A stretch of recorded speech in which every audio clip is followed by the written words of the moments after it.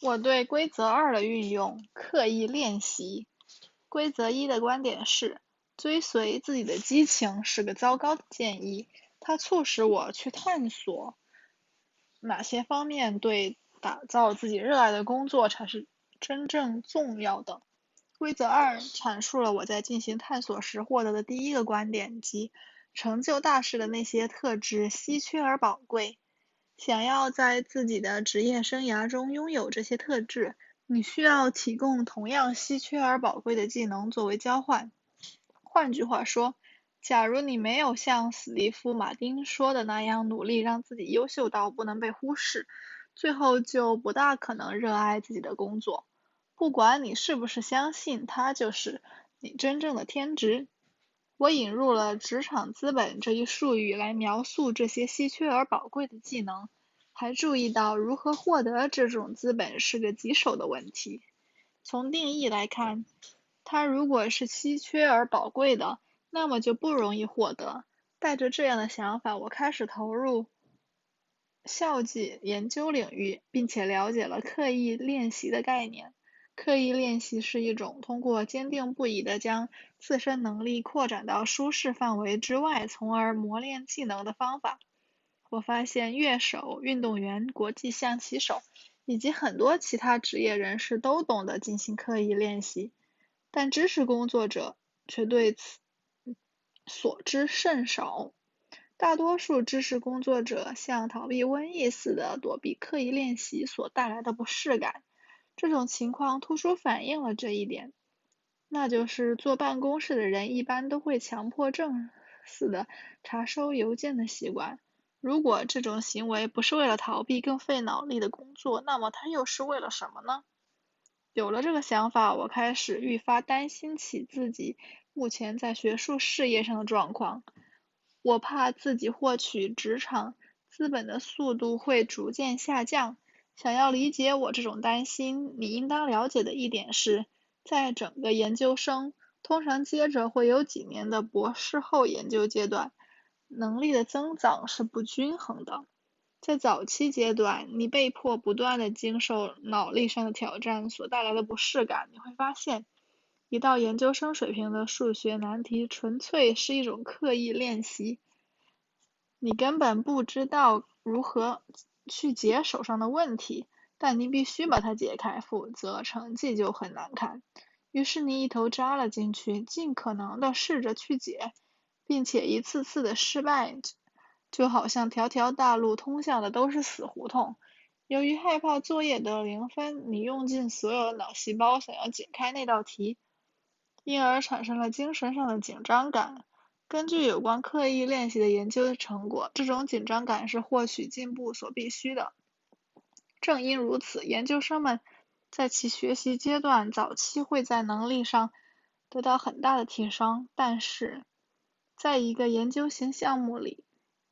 你的课程作业会在前2年里结束，之后你的研究工作应该脱离导师的工作轨迹，转而根据自己制定的方向来开展。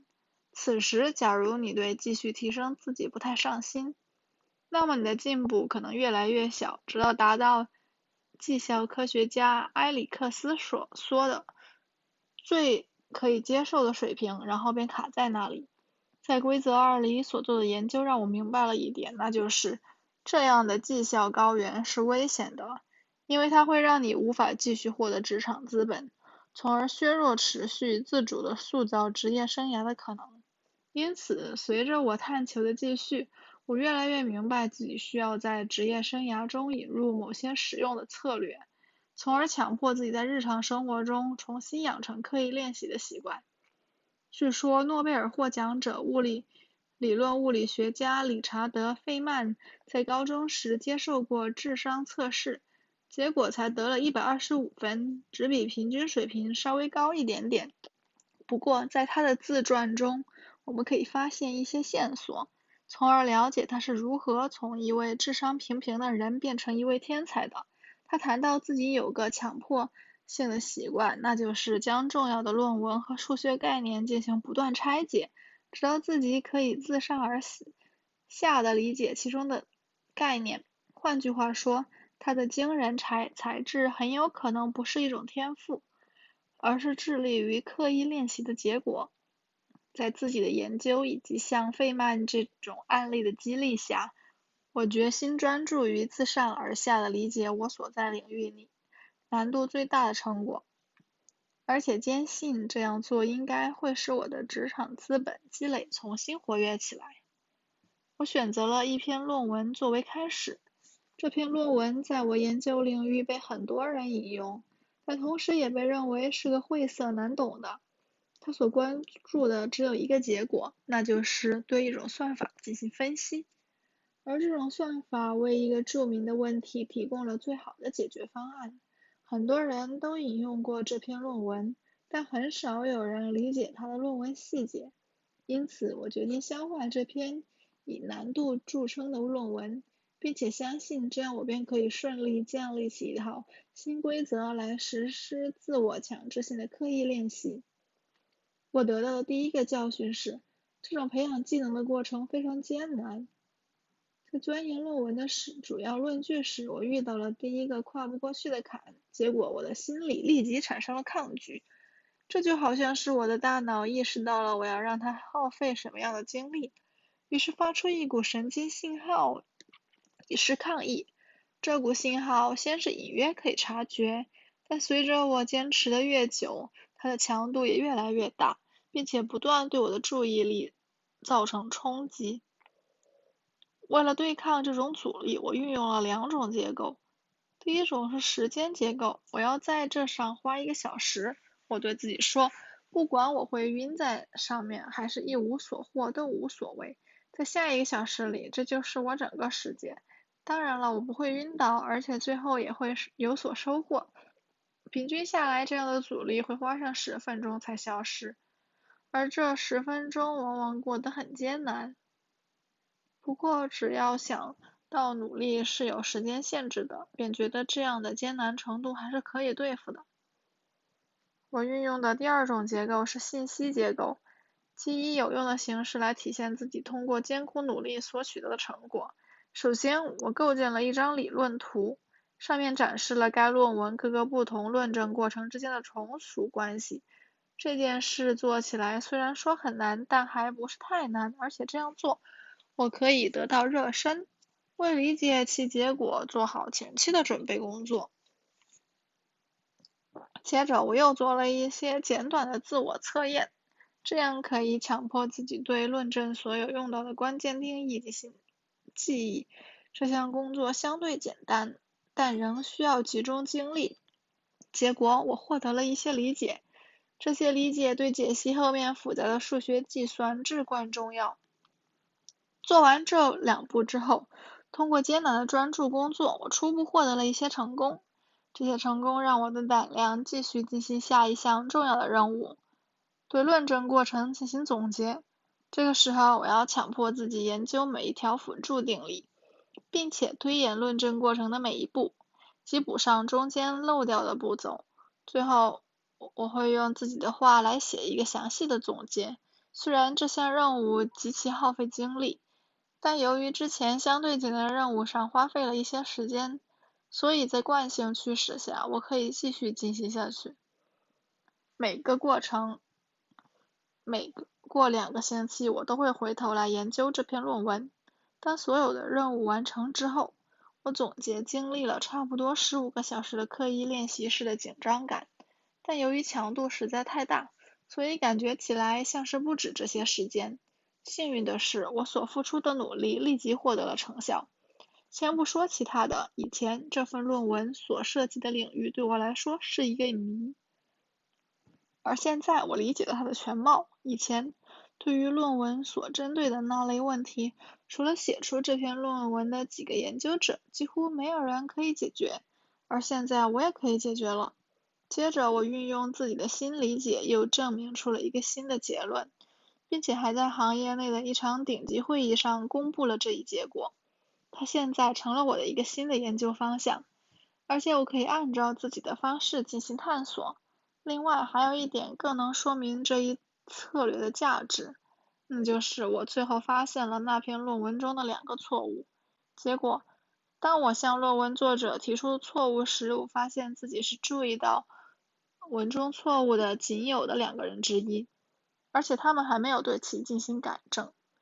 要知道，根据谷歌学术搜索的数据，这篇论文已经被引用了接近60次，可想而知他们的疏忽是有多么大的影响。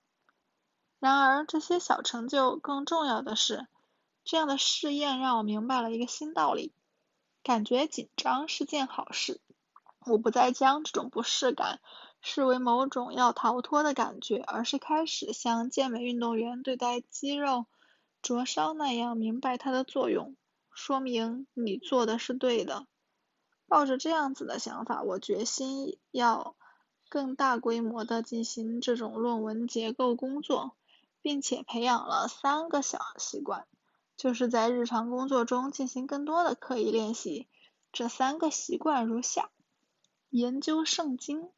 在我的探求期间，我开始了一项称为研究圣经的例行工作，它其实是我存在电脑里的一份文件。这项工作的具体做法如下：我要求自己每周在我的圣经中写一篇论文的总结，并且这篇论文是我认为可能与自己的研究有关的。这篇总结必须包括对论文结果的描述，与前人工作的比较，以及取得这一结果所需要的策略，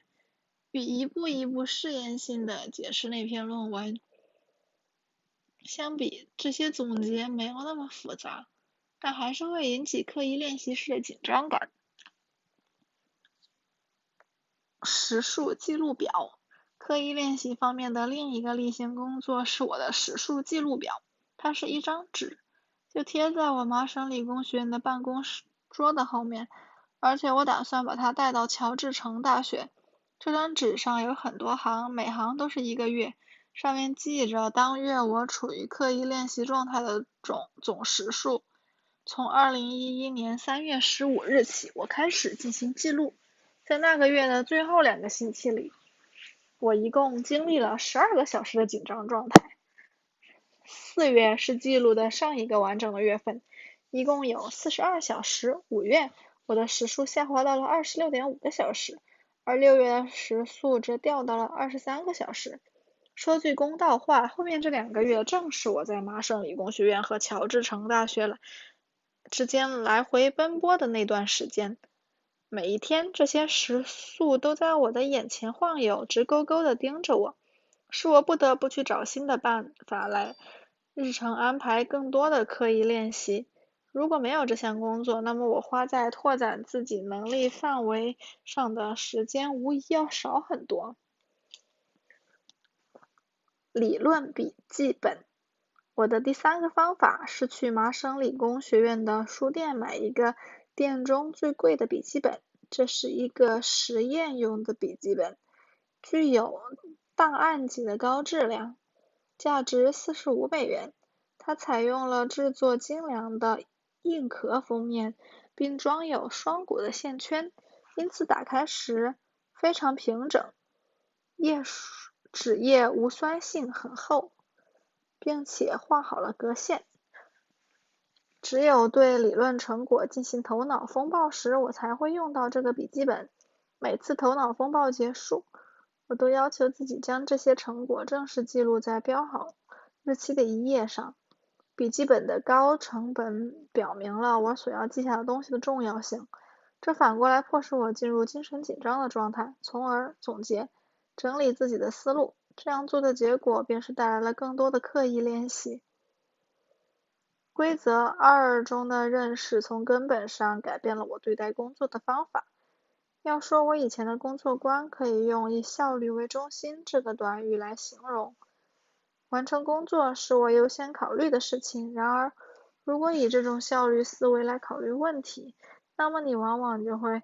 回避刻意练习导向的工作，因为此类工作的完成方式不明确，而且还需要忍受精神紧张而带来的不适感。因此，在做工作安排时，它是一个不受欢迎的选项。与其费尽脑汁地试图理解一篇论文的论证过程，不如重新设计一下我的研究生主页来得简单。其结果便是随着时间的流逝，我的研究生涯早期的紧张，岁月里所积累的职场资本在逐渐减少，但是规则二的研究让我变得更加以技能为中心，从而改变了事态的发展，让自己越来越优秀，成了最重要的事情。而想要变得优秀，你需要经受刻意练习所带来的精神紧张。这种对待工作的方式与以前大为不同，但是一旦接受了这种方式，你的职业轨迹就会发生深刻的变化。